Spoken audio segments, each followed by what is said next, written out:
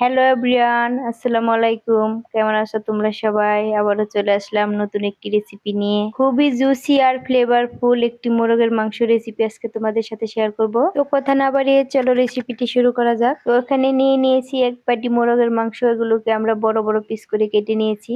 এখানে আমরা চুলাতে প্যান বসিয়ে নিয়ে এখানে দিয়ে দিব হাফ কাপ পরিমাণে রাইস অয়েল। তারপর এখানে দিয়ে দিলাম একটা তেজপাতা মাঝখান দিয়ে ফালি করে, কয়েক টুকরো দারচিনি ও 4টা এলাচ। এগুলোকে হালকা ভেজে নিয়ে এখানে অ্যাড করে দিব হাফ কাপ পরিমাণে পেঁয়াজ কুচি। এরপর পেঁয়াজ কুচি গুলো ব্রাউন কালার হয়ে আসলে এখানে অ্যাড করে দিব অল্প পরিমাণে পানি। পানিটা দেওয়ার পর ভালোভাবে নেড়েচেড়ে মিশিয়ে নিচ্ছি। এরপর এখানে অ্যাড করে দিব 1.5 চা চামচ করে আদা বাটা ও রসুন বাটা। আদা ও রসুন বাটাটা ফ্রিজে ছিল তাই এরকম জমাট বেঁধে আছে।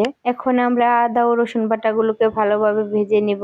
ভেজে নিয়ে এরপর অ্যাড করে দিচ্ছি এখানে 5টা কাঁচামরিচ। কাঁচামরিচটা দেওয়ার কারণে এখানে সুন্দর ফ্লেভার আসবে। আসলে এটা শহরের মোরগ তো, তাই নাকি এটা খেতে বেশি টেস্ট হয়েছিল, বাসার সবাই বলল। তার মধ্যে এটা থেকে এসেছে 4 তলার উপরে। তো যাই হোক, মশলাগুলোকে ভালোভাবে ভেজে নেওয়ার পরে এখানে আমরা অ্যাড করে দেব 2 চা চামচ মরিচের গুঁড়া, হলুদের গুঁড়া, আর দিয়ে দিলাম 1 চা চামচ ধনিয়া গুঁড়া, আরো দিয়ে দিলাম হাফ চা চামচ জিরা গুঁড়া, আর দিয়ে দিলাম স্বাদ মতো লবণ। ঝালের পরিমাণটা তোমরা তোমাদের পছন্দ মতো দিয়ে নিবে। এখন আমরা সবগুলো মশলা ভালোভাবে একত্রে কষিয়ে নিব। তোমরা অবশ্যই এই রান্নাটা বাসায় ট্রাই করবে, এটা কতটা মজার হয়েছিল। তোমরা যদি রান্না করে না খাও তাহলে কিন্তু বুঝতে পারবে না। আর সুন্দর ফ্লেভারের জন্য এখানে অ্যাড করে দিলাম 1 চা চামচ গাওয়া ঘি। এটা দিলে কিন্তু দারুণ একটা স্মেল আসবে। হ্যাপি জুসি একটা রান্না কিন্তু বন্ধুরা। এখন আমরা অ্যাড করে দিব সেই মোরগের মাংসগুলো দেওয়ার পর মশলার সাথে ভালোভাবে নেড়েচেড়ে মিশিয়ে নিচ্ছি। মিশিয়ে নেওয়া হয়ে গেলে এগুলোকে ঢাকনা দিয়ে ঢেকে রেখে দিব। এরপর ঢাকনাটা খুলে আবার নেড়েচেড়ে দিচ্ছি। এরপর তোমাদেরকে বলে দিচ্ছি বন্ধুরা, আমি যেহেতু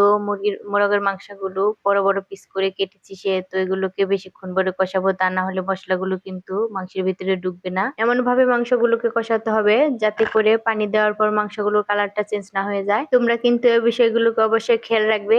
আর আমাদের ঘরে রয়েছে একজন আলু প্রেমী, সে তো আলু খেতে অনেক পছন্দ করে, তাই এখানে আমি 3টা আলু কেটে দিয়ে দিব। তোমরা যারা পছন্দ করো না তারা দিবে না। রান্নাটা করতে করতে আর একটা কথা আমি তোমাদের সাথে শেয়ার করছি, সেটা হচ্ছে মোরগটা দিয়ে আমি একটা শর্ট ভিডিও আপলোড করতে চেয়েছিলাম ফানি করে তোমাদের জন্য, কিন্তু সেটা শেয়ার করা হলো না। তার কারণ হচ্ছে এটা বাসায় নিয়ে আসার পরে কে বাজবে কি করবে ঝামেলা হয়ে যাবে, তাই আমি এটা আসার সময় রাস্তাতেই একদম ড্রেসিং করে নিয়ে এসেছি। তারপর হচ্ছে কেটে দিয়ে রান্না করছি আর তোমাদের সাথে রান্নাটা শেয়ার করছি। তো বন্ধুরা, তোমরা অবশ্যই আমাকে কমেন্টে জানাবে আমার রান্নাগুলো তোমাদের কাছে কেমন লাগে, আর অবশ্যই ভালো লাগলে একটা লাইক করে দিবে। তোমাদের সাথে কথা বলতে বলতে আমার মোরগটা এখানে কষানো হয়ে গেছে। আমি এখন এখানে পরিমাণ মতো পানি অ্যাড করে দিব। তোমরা যে যেমন ঝোল খেতে পছন্দ করো ঠিক সেভাবেই পানি এখানে অ্যাড করে নিবে। আর চেষ্টা করবে অবশ্যই এখানে গরম পানি অ্যাড করে দেওয়ার জন্য। গরম পানি দিলে কিন্তু মাংসের টেস্টটা 100 গুণই থেকে যাবে। তোমরা দেখতেই পাচ্ছ তরকারিটা কত কালারফুল হয়েছে।